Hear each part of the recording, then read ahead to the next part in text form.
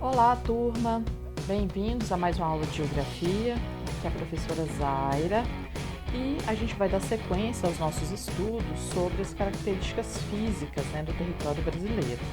Na aula passada, nós falamos sobre o relevo, a gente viu as principais formas do relevo e as principais estruturas do relevo no território brasileiro. E hoje a gente vai falar sobre clima. Vejam bem, quando vocês começaram a estudar o clima, vocês viram que existe, os fatores climáticos. O que são os fatores climáticos? São aqueles elementos que vão determinar a característica principal do clima, da área que a gente estiver analisando. Você lembra que entre os fatores climáticos, a gente tem lá a latitude, pessoal?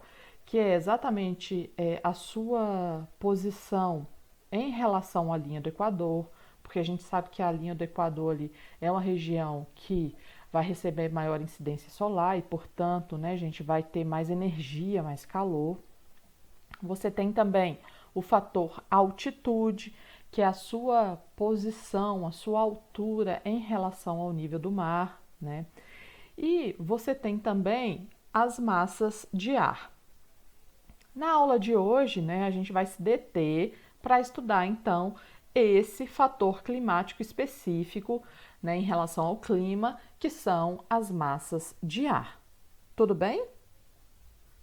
Bom, então essas massas de ar, o que são elas? Elas são porções, gente, da atmosfera, tá bom? São partes da atmosfera, que tem milhões e milhões de quilômetros, que tem milhares de quilômetros quadrados, tá?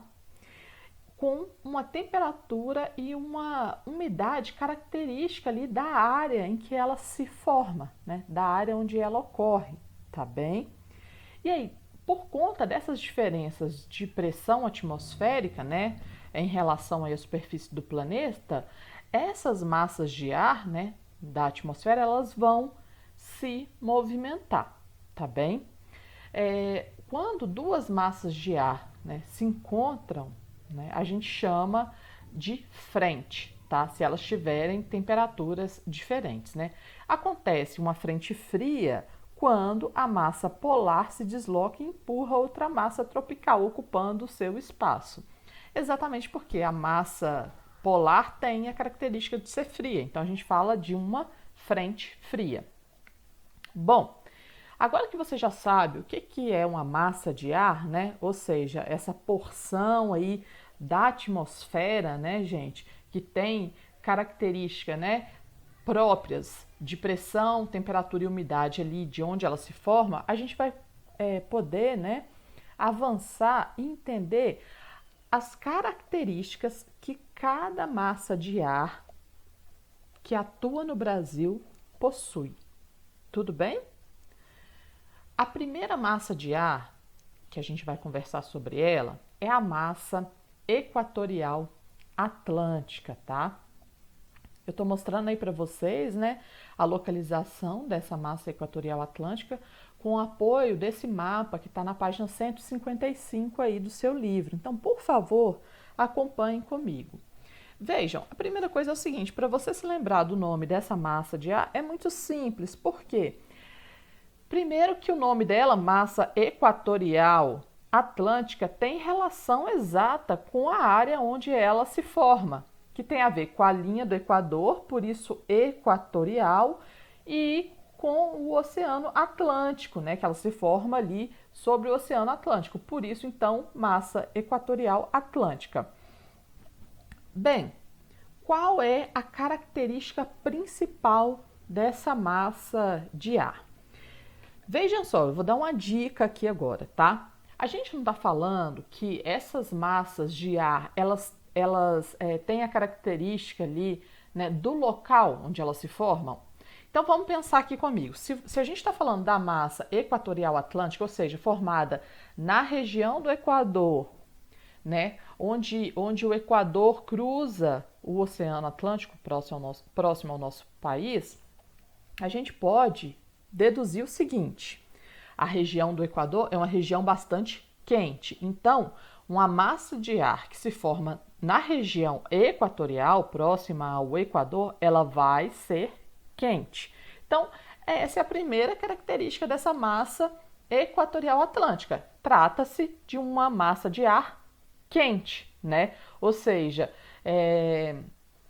essa massa de ar ela vai ter aí temperaturas mais elevadas. Outra característica dela, como ela está se formando sobre, né, as águas oceânicas de uma região quente, ou seja, com águas quentes, né, vai facilitar, né, essa água, por ter uma temperatura mais alta, vai facilitar a evaporação. Então, essa massa de ar também além de quente, é uma massa de ar que contém muita água em seu estado gasoso. Então, é uma massa equatorial, né, atlântica, ela é uma massa quente e úmida, né, carregada de vapor de água. Então, essa é a característica principal dessa massa de ar, tá, pessoal? Vocês podem anotar aí, né, massa equatorial atlântica quente e úmida, tá?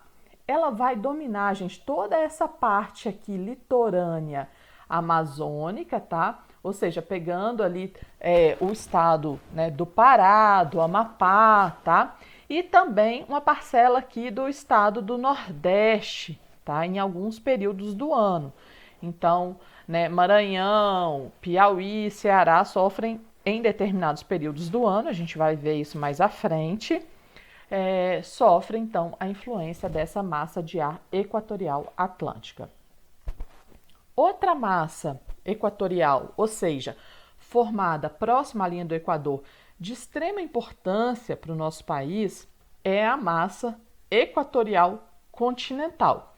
Vejam que, diferente, né, da massa equatorial atlântica, a massa equatorial continental se forma aqui sobre o continente, tá? Por isso, continental. Então, o nome, gente, dessas massas de ar é algo realmente muito simples de lembrar, se você se lembrar onde elas estão se formando, né? E além disso, né, se você realmente assim criar esse mapa mental na sua cabeça, você também vai ter facilidade em se lembrar das características dessas massas de ar. Exatamente, pelo que a gente já falou aqui, mas é importante repetir, que essas massas de ar, elas vão guardar as características do local onde elas se formam. Tudo bem? Bom, aqui no caso dessa massa, né, de ar equatorial, ela também é quente e úmida, gente. Por que que ela é quente e úmida? Ela é quente porque ela também está ali se formando próxima à linha do Equador, que é uma região ali, né, bastante quente do planeta, tá bem? Então ela carrega essa característica, né, da temperatura, e ela também é úmida porque ela está se formando sobre a formação de floresta tropical, no caso aqui, floresta tropical equatorial, a floresta amazônica, tá? A floresta amazônica, ela tem uma característica muito especial, tá? Que é os altos índices de evapotranspiração, desculpe. Então, evapotranspiração. Bem, e aqui na página 157 do seu livro, está dizendo para você o que é essa evapotranspiração, tá? Que é esse processo pelo qual as matas, a gente está, no caso, né, da massa equatorial continental, a gente está falando da formação vegetal, né, gente, da mata de floresta amazônica, tá? Essa floresta, ela perde água por uma combinação de evaporação dos solos e de transpiração das plantas. E no caso da floresta amazônica, a transpiração da planta ela é muito grande, exatamente porque o regime de chuvas naquela região é muito intenso. Então, para a planta não ficar com muita água, ela transpira muito. No ato da planta transpirar, ela joga muita umidade para a atmosfera. E é aí que a gente vai ter essa característica, né? Dessa massa equatorial continental úmida, tá bem? Então, isso é muito importante. Isso é de uma importância extrema. Por quê? Porque aqui, gente, a gente tem uma ligação muito estreita entre formação vegetal e característica de uma massa de ar, tá? Se não tiver a floresta amazônica, essa massa de ar equatorial continental deixa de ter a quantidade de umidade que ela tem. Se ela deixar de ter a quantidade de umidade que ela tem, vai diminuir as chuvas aonde essa massa de ar equatorial continental leva, né, à ocorrência de chuva. Bom, então, né, essa massa equatorial continental, né, localizada bem aqui, né, nessa região aqui do extremo noroeste do nosso país, tá? Ela também é quente e úmida, com centro de origem na parte ocidental da Amazônia, né? Ela vai dominar, gente, toda a porção noroeste do território amazônico durante praticamente todo o ano. Então, todo ano, essa região aqui, né, vai ficar sob a influência, então, dessa massa de ar, certo? E é importante também destacar que exatamente por conta da presença dessa formação vegetal da floresta amazônica, que essa massa equatorial continental vai ser úmida. Ela é uma exceção, porque toda massa de ar formada sobre o continente, a característica dela, gente, geralmente é que ela seja seca, com exceção da massa equatorial continental formada sobre a floresta amazônica, exatamente por aquilo que eu falei anteriormente, pelo volume de transpiração, né, que na verdade é conhecida como evapotranspiração das plantas, né, das árvores, daquela formação vegetal, tá bem? Determinada época do ano, essa massa equatorial continental vai trazer as chuvas para o cerrado. Então, ela é importante para a região onde a gente vive. A massa tropical atlântica, vamos localizar ela aqui no nosso mapa, né? Ó, massa tropical atlântica, essa que está aparecendo em verde aí no seu mapa, né? A gente já sabe que ela se forma aqui sobre o Atlântico, né? Que é o que leva o nome dela, né? Muito próxima ali ao Trópico de Capricórnio, tá bom? Ela também é quente e úmida, porque ela está se originando ali, né, gente, sobre o Oceano Atlântico, tá? E ela vai exercer grande influência sobre a parte litorânea do Brasil, desde o Nordeste até o sul do país. Essa massa de ar aqui vai estar atuando. A massa tropical continental, que é essa massa que aparece aqui em vermelho para vocês, né, que se forma aqui bem no centro aqui, né, gente, da América do Sul, ela vai ter as características mais típicas, né, dessas massas de ar que se formam sobre os continentes. Então, a primeira característica dela é que ela é uma massa de ar seca. E como ela ainda está se formando ali na região intertropical do planeta, ela também é uma massa de ar quente, tá bom? E agora, diferente, né, dessas outras massas de ar que a gente estudou, ela tem uma área de atuação mais limitada, tá? E permanece ali, ou seja, ela não se movimenta muito, né? Ela fica ali na região de origem durante quase todo o ano, tá bom?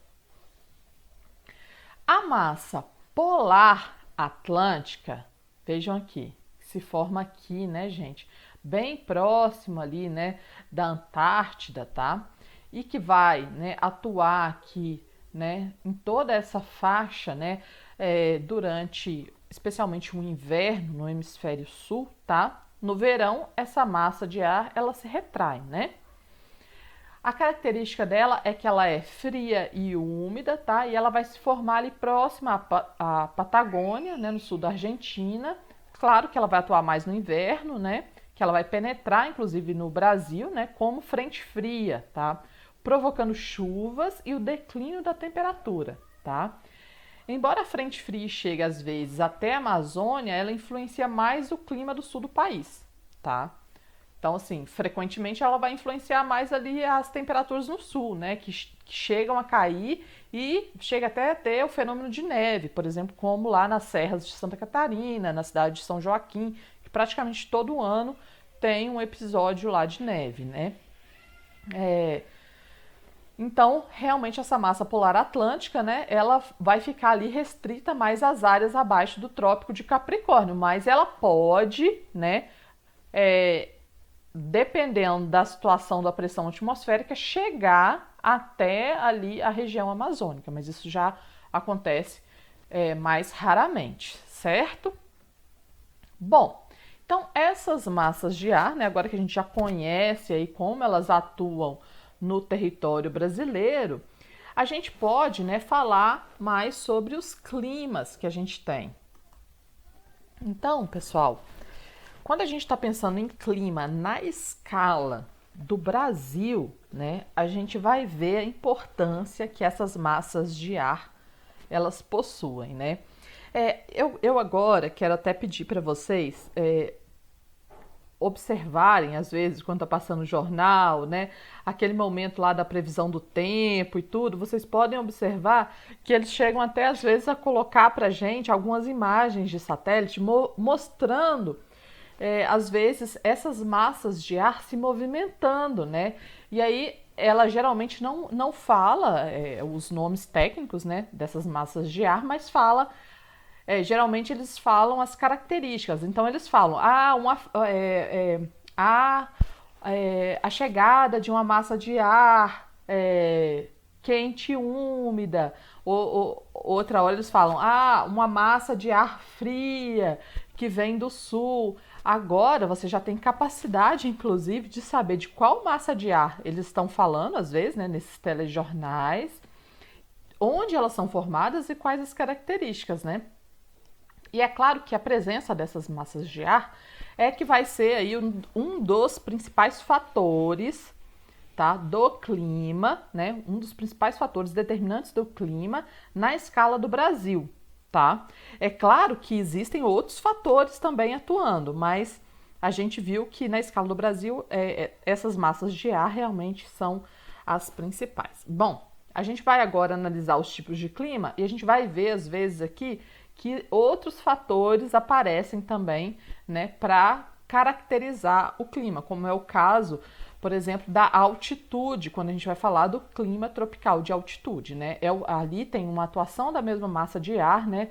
Tem a mesma frequência, mas o fato de ser uma região mais alta, né, vai dar essa característica aí climática, né, de temperaturas mais amenas, né, para o clima tropical de altitude.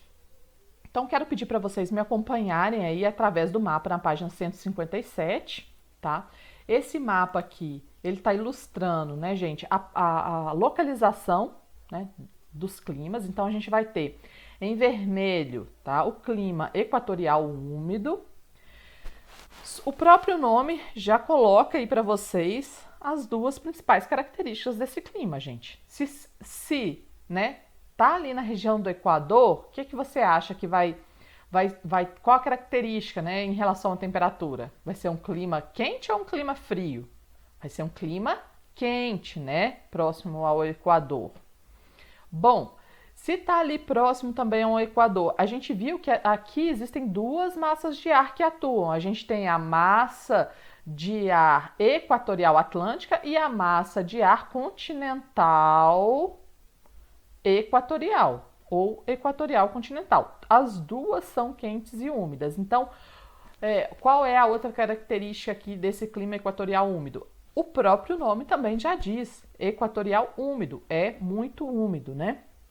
Então, facílimo, né? Nunca mais eu acho que você vai ter dúvida. Se apareceu na sua prova, qual a característica do clima equatorial úmido? Não tem que ter dúvida, quente e úmido, tá bom? Na sequência, né, eu vou seguir a sequência aqui da legenda, tá bom? Na sequência a gente vai ter aqui essa faixa verde, né, gente, que está correspondendo aí a boa parte do nosso litoral, especificamente aqui na parte leste, né, do litoral brasileiro, é onde vai predominar esse tipo climático que é o clima litorâneo úmido, tá? A gente tem o tropical continental, que é um clima que vai ter, né, já duas estações mais bem definidas, uma mais seca, né, e uma mais úmida. Mas a gente vai ver cada um deles, tá bom? Já estou falando assim, as principais características, mas a gente vai estudar cada um desses climas aí de maneira mais detalhada, tá? A gente tem o tropical semiárido, né, gente, que é aquele onde o volume de chuvas é bem pequeno ao longo do ano, né? É a região mais seca do nosso país. Especificamente, né, a gente vai ver isso mais à frente, mas porque a massa de ar que se forma aqui, né, os ventos úmidos que sopram do Oceano Atlântico em direção ao interior do nosso país não consegue ultrapassar a barreira do Planalto do Borborema, que fica aqui, ou seja, há uma relação aqui com o relevo, tá? E acaba que fica retida a umidade nessa faixa litorânea e quando, né, o ar consegue passar para o interior, ele já está seco, né? Então, aqui a gente tem essa característica aí de um clima tropical semiárido. É interessante vocês observarem isso. Enquanto o equatorial úmido tem uma relação com o tipo de formação vegetal, o tropical semiárido tem uma relação com o relevo presente aqui na região, né?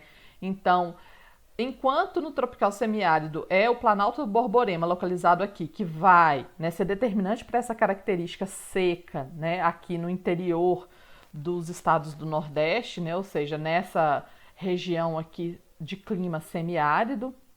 E aqui, né, gente, é onde a gente vai ter a formação vegetal tipo caatinga, né? Por outro lado, o equatorial úmido já é diferente, né? A gente já tem a existência desse clima está conectada ao tipo de formação vegetal e não ao relevo, né? No caso aqui do litorâneo úmido, acho que eu me esqueci de dizer para vocês, né? A gente vai ter aqui também uma formação importante aí, né, gente, que são a floresta de Mata Atlântica, né? Bom, o clima tropical continental, que é esse clima que eu falei para vocês, que tem aí, né, um período mais seco do ano e um período mais chuvoso, né, gente? É o clima que a gente tem aqui em Brasília, né? É o tropical seco, é o nosso clima aqui, né? É o clima do Cerrado brasileiro, né? É muito adaptado a essa situação de 6 meses de seca e depois 6 meses de muita chuva, né? Inclusive, é fácil observar isso, né? Porque a gente tem toda uma formação vegetal bastante adaptada a essa condição aí climática, tá? E já a gente vai conseguir correlacionar as características desses climas à movimentação dessas massas de ar e também a outros fatores climáticos. Bom, na sequência, a gente tem o clima tropical de altitude, né, que é aquilo que eu falei para vocês, assim, exatamente na altitude aqui que vai fazer com que essa região já tenha temperaturas mais amenas.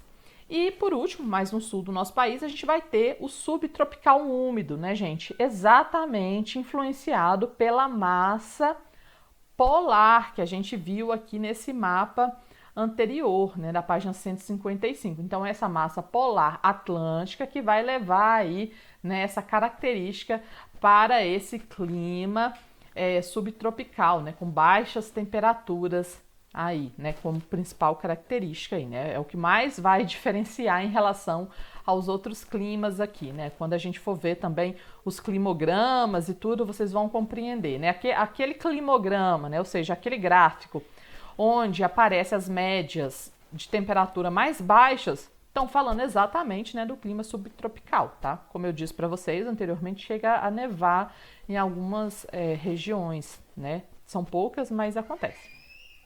Bom, agora a gente vai se deter, né, gente, sobre cada um desses climas que a gente viu aqui nesse mapa, né? Então a gente vai se deter para estudar cada um deles. Mas antes de passar para essa etapa, eu preciso que você esteja com esse mapa mais ou menos mentalizado aí na sua cabeça. Então o que eu vou pedir para você fazer agora para isso funcionar? Você vai deixar o seu livro aberto, tá? Nesse mapa, tá? Então você vai ficar olhando para esse mapa enquanto eu vou explicando. E aí você vai fazendo anotações, tá? Ao lado aqui, você pode puxar uma setinha e fazer alguma anotação, né? Para que você crie, tá, pessoal, essa relação entre a característica do clima e a sua localização. Isso é muito importante pra gente, tá? Eu não quero que isso fique uma coisa abstrata, né? Porque isso existe na realidade, tá certo? Então, quando eu falo de clima tropical continental, eu estou falando do clima que você vive nele se você está aqui no Distrito Federal, tá? Se você está assistindo a minha aula e está visitando os seus avós, né, ou foi passar esse período aí da pandemia na casa dos avós e eles são lá do sul do país, você está vivendo, né, o clima subtropical úmido. Então, eu quero que vocês também compreendam aonde isso está conectado à realidade de vocês, para que vocês tenham uma aprendizagem efetiva, tá? Não é só para decorar. Aliás, se for para decorar, nem precisa, gente, porque eu quero que vocês entendam isso na realidade concreta de vocês, no dia a dia, na experiência vivida, né? Então vamos começar. Mantenha seu livro aberto, pegue seu lápis para suas anotações. Bom, então o clima equatorial úmido, né, gente, é esse que está atuando em toda a área da Amazônia brasileira, tá? Eu disse para vocês que, né, a massa que atua nessa região, que é a massa equatorial continental, ela tem a característica de ser quente e úmida exatamente por conta, né, da presença da vegetação ali e também porque a gente está falando da maior bacia hidrográfica do mundo, né, gente, em volume de água aí, é realmente a bacia amazônica. Bom, então quando a gente fala do clima equatorial úmido, ele tem essas características, quente e úmido, tá? As suas médias de temperatura, gente, nos meses de janeiro a dezembro, vão variar de 25 a 28 graus, tá? Pode ser que aconteça alguma temperatura, isso é raro, um pouco inferior a 25 graus, nos momentos mais frios, quando a massa polar atlântica consegue, né, chegar até ali o sul da Amazônia. Mas isso é raro, como eu disse para vocês, tá bom? Então, no inverno, né, o resfriamento é muito pequeno, você quase não percebe, tá? E as médias pluviométricas, ou seja, as médias aí de chuva, são muito altas. Vão variar aí de 1.500 milímetros a 2.500 milímetros por ano. É muita, muita chuva, tá? Tem estação seca, gente, no clima equatorial úmido. Ela é muito pontual, ela é muito pequena, tá? E ela é muito curta, tá? Às vezes, né, não chega a durar ali um mês, né? Porque realmente chove muito, tá?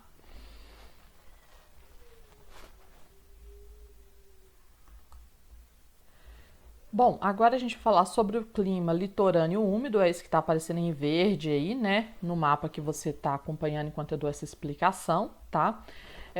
Bom, a gente já viu que tem uma massa tropical atlântica que vai ser a principal influência desse clima. A gente viu também que a característica é que é uma massa quente e úmida, tá? E ela vai atuar desde o Rio Grande do Norte, né, gente, até a parte ali setentrional do estado de São Paulo, tá? Aí, o que acontece?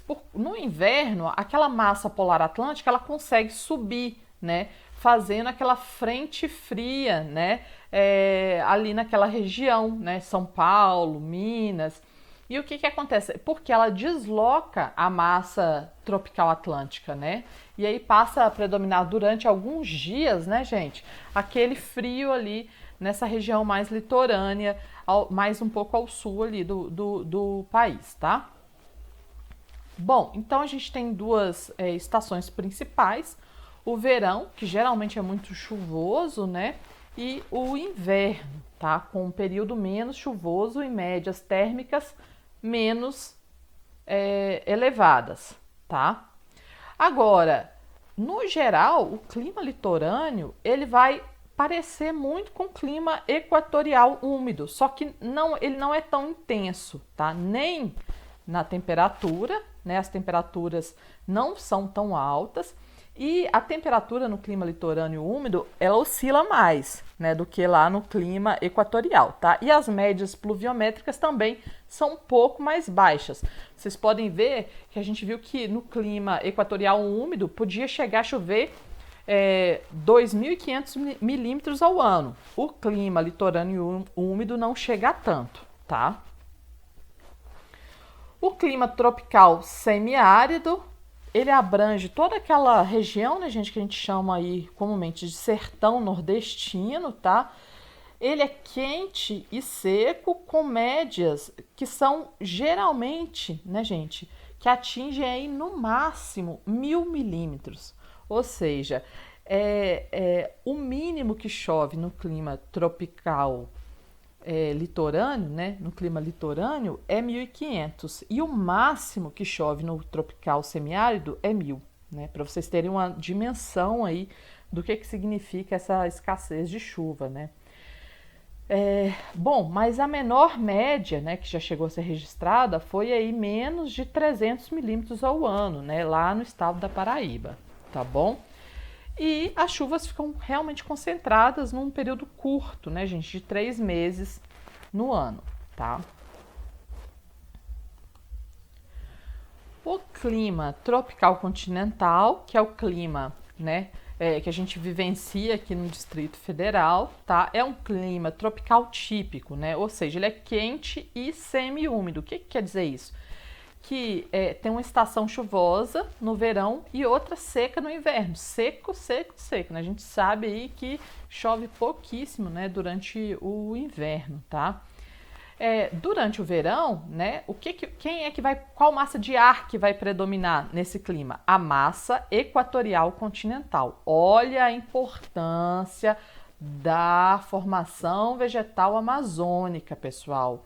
Durante o verão só chove aqui nessa região, né, onde predomina o clima tropical continental, por conta dessa massa de ar equatorial continental formada sobre a Amazônia. Se não tiver floresta amazônica, atenção, não haverá chuva no Cerrado, não haverá chuva aqui pra gente.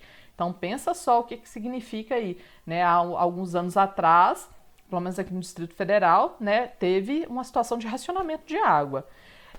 Não existe como, né, a gente ter uma ação local do ponto de vista climático sem um reflexo numa escala maior, porque do ponto de vista da natureza, né, as coisas funcionam como um sistema, tá? Então tá aqui, isso é muito importante, tá? Por isso que do ponto de vista de quem vive aqui na região de clima tropical continental, a floresta amazônica é fundamental para que ocorram as nossas chuvas. Tudo bem? Aí no inverno, gente, o que acontece? A massa equatorial continental ela vai recuar, vai ficar limitada lá à região amazônica, tá? E a massa tropical atlântica, que já perdeu a umidade, porque vejam só, ela saiu lá do litoral, né? Foi adentrando, foi chovendo, provocando chuva. Quando ela chega aqui, ela já está bem seca. E é aí que a gente vai viver os períodos de bastante seca na região tropical continental, né, onde a gente está localizado aqui, né, o Distrito Federal. E o clima tropical de altitude? É o clima, né, predominante nas regiões de maior altitude da região sudeste, gente. E é influenciado pela massa tropical atlântica, tá bom? E é por lá que vai ficar a chuva antes dessa massa tropical atlântica chegar aqui, né, no inverno, né, bem seca, tá? Por fim, o clima subtropical úmido, tá? Que é o clima aí da região sul do nosso país, influenciado, né, gente, pela massa polar atlântica, né, que faz aí as temperaturas caírem bastante. Mas, gente, que fora o período do inverno, né, vai predominar ali na região sul, né, a massa tropical atlântica, tá? Que vai inclusive provocar chuvas, né, principalmente durante o verão, tá? Então vocês podem ver o seguinte, que essas massas de ar, elas às vezes se encolhem e às vezes elas conseguem crescer e influenciar quase todo o território brasileiro. Isso vai depender o quê? Da variação de pressão, que faz com que o ar se movimente, tá? Que está relacionado à temperatura. Ou seja, não dá para desconectar esses elementos, né? Para a gente entender. Certinho? Turma, vou pedir para vocês fazerem aí as atividades da página 159, tá bem? E aguardo vocês na próxima aula para que a gente possa dar continuidade. Um abração, até a próxima!